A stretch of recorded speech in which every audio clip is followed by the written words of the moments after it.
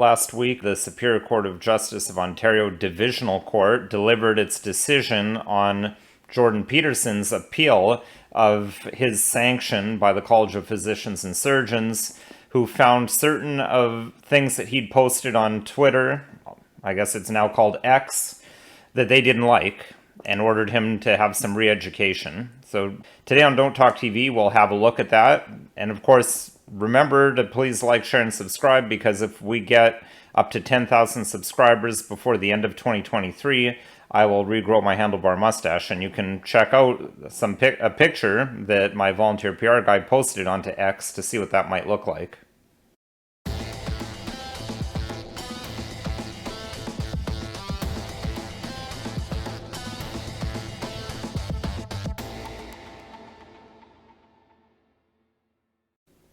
Hello, my name is Nicholas Wansbutter. I'm a lawyer in Stratford, Ontario, Canada, and welcome to Don't Talk TV. Dr. Jordan Peterson is a very well-known psychologist. He was a professor of psychology at the University of Toronto once upon a time. I don't think viewers of mine need much more introduction than that to know who I'm talking about, and to know about the situation that he's been dealing with the College of Physicians and Surgeons, where he's been hauled into disciplinary hearings and ordered to undertake some mandatory how to use social media training, essentially, because of some tweets of his that they found offensive. So today I'm going to take a look at that decision from the Ontario Superior Court of Justice Divisional Court, what they had to say, and I'll give a little bit of analysis, including 3 problems that I see arising out of this whole situation. This is a copy of the decision that I pulled off of the College of Physicians and Surgeons of Ontario website, because it actually hadn't been reported on Canly yet, but we'll put a link in the show description. Of course, Dr. Peterson has also posted his own link to this decision on his social media. And I stand corrected. I thought that he was governed by the College of Physicians and Surgeons. It's the College of Psychologists of Ontario. Similar acronym. So we'll skip ahead here to paragraph 6 and following, the background and context. This lays out the basics of what led to this point, and specifically what it was that Dr. Peterson said that was found to be not in keeping with the ethical and professional requirements of the College of Psychologists. So this started in March of 2020, following an investigation of statements made by Dr. Peterson which were alleged to be, quote, transphobic, sexist, racist, and which were not in keeping with any clinical understanding of mental health, unquote. This right here is raising a flag for us of what this is all going to be about. I think we know what the words transphobic, sexist, and racist, what those mean today versus what they meant as recently as 5 to 10 years ago. After that investigation, they gave some advice to Dr. Peterson, saying, quote, as a registered member of the college and in light of your public profile, you may wish to offer your opinions and comments in a respectful tone in order to avoid a negative perception toward the profession of psychology. After that, between January and June of 2022, the college received numerous reports about Dr. Peterson's conduct on social media and in his public appearances. So here are specifically the tweets that got him into this hot water. So one, a tweet from January 2022 where he responded to an individual who expressed concern about overpopulation by stating, quote, you're free to leave at any point. He also made a comment on the Joe Rogan Experience where he talked about a former client of his, saying that this person made a vindictive complaint against him that was a pack of lies. And on speaking about air pollution and child deaths, Dr. Peterson said, of course they omit the context that he said this sarcastically, quote, it's just poor children and the world has too many people on it anyways, unquote. He also apparently called Gerald Butts a, quote, prick, unquote. On February 19th of 2022, commented that Catherine McKenney, an Ottawa City Councillor who uses they-them pronouns, was an, quote, appalling, self-righteous, moralizing thing, unquote. He made a comment about actor Ellen Page, who now goes by the name Elliot Page, being proud to introduce a trans character on a TV show. Dr. Peterson said, remember when pride was a sin, and Ellen Page just had her breasts removed by a criminal physician. Again, there's another comment about the overpopulation thing, and then he also commented and response to the Sports Illustrated swimsuit edition cover with a, quote, plus-size model, unquote, saying, "Sorry, not beautiful, and no amount of authoritarian tolerance is going to change that."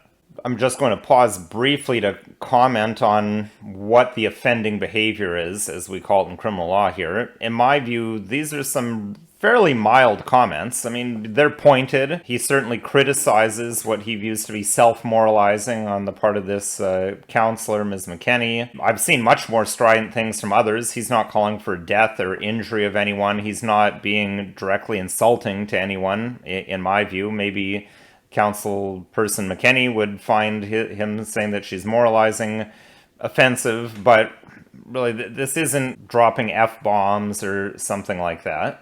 We continue along to see the background of what occurred. So they sent a letter to Dr. Peterson. They recognized his right to freedom of expression, but expressed concern over the significant, quote, impact risks, unquote, in the case given that public statements that are demeaning, degrading, and unprofessional may cause harm both to the people they are directed at and to the impact and other communities more broadly.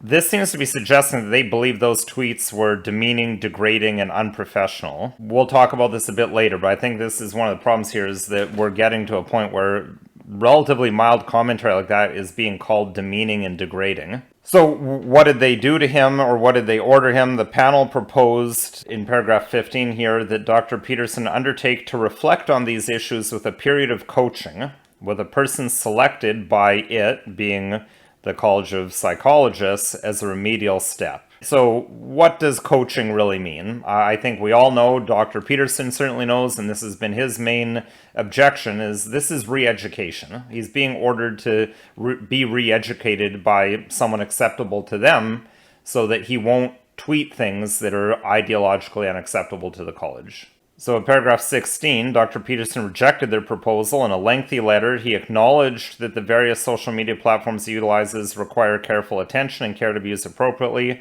and that he had already implemented a solution to respond to their concerns, which included modification of the tone of my approach. The court, in their decision, went on to make note of the fact that Dr. Peterson seems to tacitly admit that he was in the wrong, or that he was using a wrong tone, where he said that he would modify the tone of his approach. I'm skipping over the part of the decision where they speak about the standard of review and to what extent the courts can interfere in the college's decisions, but let's look at the meat of their decision. Starting at paragraph 41, they review what does the code of conduct require of members of the College of Psychologists, and they're required to not engage publicly in degrading comments about others, including demeaning jokes based on such characteristics as culture, nationality, ethnicity, color, race, religion, sex, gender, or sexual orientation. It also urges members to strive to use language that conveys respect for the dignity of persons and peoples as much as possible in all spoken, written, electronic, or printed communication. And they consider the statements made by Dr. Peterson and to be unprofessional, to run afoul of that section of the code. They say it's degrading, demeaning, and unprofessional.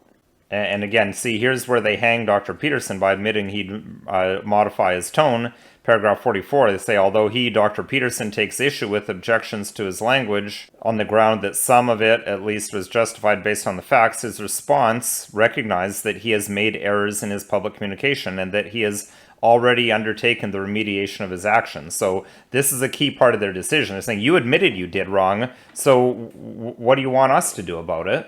So they look at what did the college require. They said that it doesn't prevent Dr. Peterson from expressing himself on issues of interest to him and his audiences. Rather, the decision is focused on concerns over his use of degrading or demeaning language, about which he was given advice in 2020. Requiring coaching following apparently unheeded advice seems a reasonable next step, proportionately balancing statutory objectives against charter rights, which are minimally impaired, if they are impaired at all, by the decision. So that's, at paragraph 64, is essentially their decision. Now, looking at the court's decision in the context of the law and the standard of review, I can't say that the court's decision is unreasonable. Essentially what they say at the end is that the College of Psychologists' decision isn't in such error or didn't ignore the certain requirements of things to be considered to such an extent that the courts can intervene. So therefore they declined to intervene. And big pieces of their decision are Dr. Peterson admitted he was wrong, so this isn't about whether he was wrong or not. And two, that what they're ordering him to do is pretty mild from the court's perspective. He just has to take some coaching. They're taking it, well, what harm is it to have some education? That's the way the court's looking at it.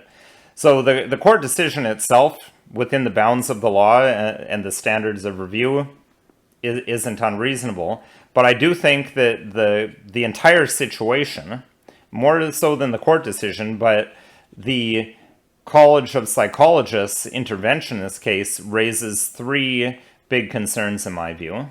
First and foremost is something that I've been talking about for years on this channel, and that is the unequal application of the law. This might not be so troublesome if the college were applying this level of standard to all members of the profession.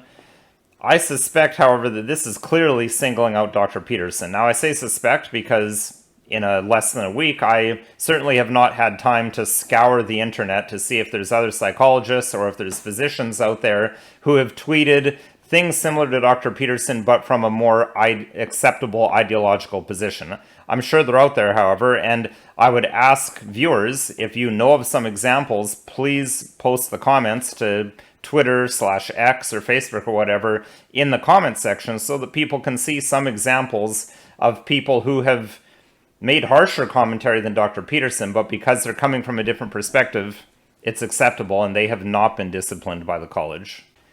Number two is my concern that this is another example of professional regulatory bodies adopting an ideological and political position and essentially requiring that their members adhere to that position. Now, while the college is, I would say, hiding behind the words of unprofessionalism, it's the tone that we don't like.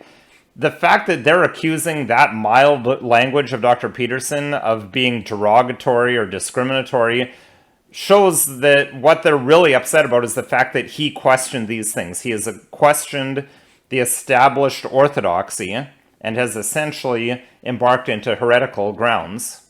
And that's why something that's as mild as saying, didn't pride used to be considered a sin, and saying that he thinks it's criminal to mutilate someone by chopping their breasts off, even if it's at their own request, to point out that he disagrees with that. He didn't say, I hope that Ellen Page dies, I hope that the doctor dies. He didn't say anything like that. So he wasn't degrading anyone in my view. So to call that degrading shows that an ideological position has been adopted. And that is very troubling when members of professions, instead of just being, you have to be an honest lawyer, you have to be a competent doctor, to have a political layer on top of that, and you also have to hold these political or ideological positions, that is highly concerning. And what people who agree with the College of Psychologists in this case should really think about, do they really want this precedent in place? What if times change and now it's a different ideology and one that you really disagree with, one that you now would call Nazism? What if that became the guiding political and ideological perspective, and you could get hauled in and ordered to take re-education if you disagreed with that? Think of it that way, and it puts it into perspective why this is concerning, regardless of what the position is. But thirdly, I would consider, and this concerns me, is what is the ideological position that they've adopted? Obviously, it's one that I disagree with, but it's not just I personally disagree with it. It's, in my view, clearly contrary to just basics of natural law that we can just observe from our reason. As recently as 5 years ago, my making that comment in the context of the things Dr. Peterson is talking about would be considered completely reasonable, normal, and acceptable, and say so too through the entire human history before that. It's only in the last few years that all of a sudden it's become the required orthodoxy to think that transgenderism is normal and should be happening all the time, and we should be doing all these procedures, these irreversible procedures on people, especially children.